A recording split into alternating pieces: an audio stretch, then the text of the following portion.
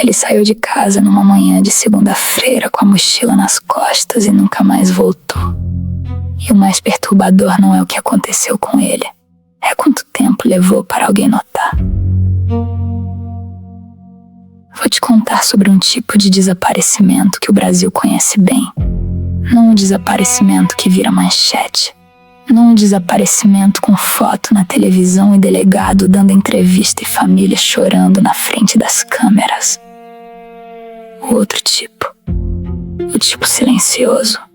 O tipo que some sem fazer barulho porque a pessoa que sumiu também vivia sem fazer barulho. Evandro Ramos Caetano tinha 38 anos. Morava sozinho num quarto alugado em Goiânia, Goiás. Trabalhava como auxiliar de serviços gerais numa escola pública do bairro Setor Bueno. Pontual, quieto, educado. Que são exatamente as 3 palavras que as pessoas usam para descrever alguém quando não sabem mais nada sobre ele. Evandro não tinha filhos. Não tinha relacionamento fixo. Tinha uma irmã em Anápolis com quem falava por telefone uma vez por mês. Uma vez por mês. Não por falta de afeto, por falta de tempo, de dinheiro, de ônibus que fizesse o trajeto num horário razoável. Por todas as razões pequenas e concretas que fazem a vida de gente comum ser mais difícil do que precisa ser. Evandro não apareceu para trabalhar na segunda-feira de 14 de março de 2010. A escola esperou até quarta-feira antes de ligar para o contato de emergência que ele havia deixado na ficha de funcionário. Quarta-feira, 2 dias depois. Porque a escola tinha aulas para dar e formulários para preencher e a ausência de um auxiliar de serviços gerais não exatamente paralisava o funcionamento do estabelecimento. O contato de emergência era a irmã, que não havia recebido ligação de Evandro no mês anterior, que havia achado estranho, mas havia pensado que ele estava ocupado, que havia pensado que ele ligaria quando pudesse. Ele não ligou. A irmã registrou o boletim de ocorrência de desaparecimento na quinta-feira, 19 de março de 2010. 5 dias depois da última vez que alguém havia visto Evandro Ramos Caetano. A Polícia Civil de Goiás recebeu o boletim, abriu um registro e fez o que a Polícia Civil brasileira faz com a maioria dos registros de desaparecimento de adultos do sexo masculino sem histórico criminal e sem família influente.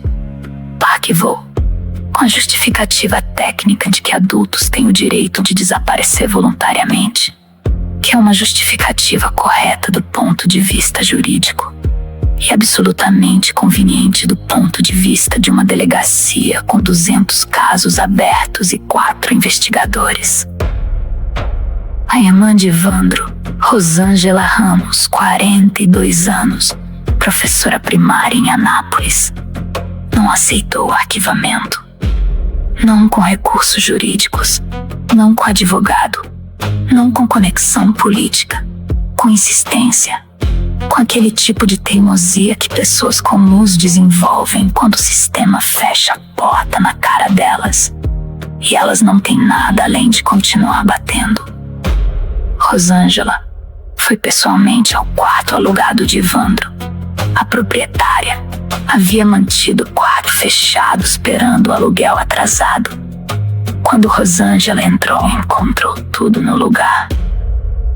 Roupas no armário, documentos na gaveta, carteira com dinheiro em cima da cômoda, carteira com dinheiro em cima da cômoda. Ninguém que decide desaparecer voluntariamente deixa a carteira para trás. Ninguém. Rosângela voltou à delegacia com essa informação. Fui ignorada. Voltou de novo. Fui ignorada de novo. Procurou o Ministério Público. Procurou uma ONG de direitos humanos de Goiânia. Procurou um vereador do bairro onde Evandro morava, que havia feito campanha com o slogan de segurança pública.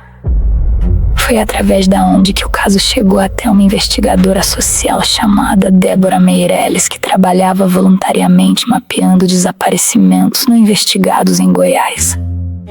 Débora tinha um método simples. Ela fazia as perguntas que a polícia não havia feito. A primeira pergunta que Débora fez foi para os vizinhos do quarto alugado. O que eles haviam visto ou ouvido no fim de semana anterior ao desaparecimento. Uma vizinha de quarto, uma mulher de 63 anos que morava na pensão há 7 anos e que havia falado com Evandro praticamente todos os dias nesse período, descreveu algo que não havia contado à polícia, porque a polícia não havia perguntado. Na noite de domingo, 13 de março, véspera do desaparecimento, ela havia ouvido vozes no corredor. A voz de Evandro e outra voz, que ela não reconhecia. Masculina baixa com sotaque que ela descreveu como não sendo de Goiás, que falava com Evandro com uma familiaridade que ela havia achado estranha, porque Evandro não recebia visitas. Nunca. Em 7 anos de pensão. Nunca havia recebido uma visita. Naquela noite recebeu. Débora Meirelles passou 4 meses investigando por conta própria, mapeou as câmeras de segurança do bairro, das que funcionavam, que eram poucas, e identificou Evandro saindo da pensão na manhã de segunda-feira. Às 6h42 da manhã, com a mochila com uniforme de trabalho na direção do ponto de ônibus. Aparecendo numa segunda câmera no ponto de ônibus às 6h51. Então desaparecendo. Não dramaticamente, não com luta, não com nenhum sinal externo de que algo estava errado. Simplesmente saindo do campo de visão da câmera e não aparecendo em nenhuma câmera depois. Nenhuma. Em nenhum ponto da rota entre a pensão e a escola. O caso foi reaberto em 2012, depois que Débora entregou o relatório ao Ministério Público, 2 anos depois do desaparecimento. Com todas as evidências que uma investigadora voluntária, sem salário e sem estrutura, conseguiu reunir em 4 meses, que a polícia não havia reunido em 2 anos. A investigação oficial durou 8 meses. Foi arquivada novamente em 2013.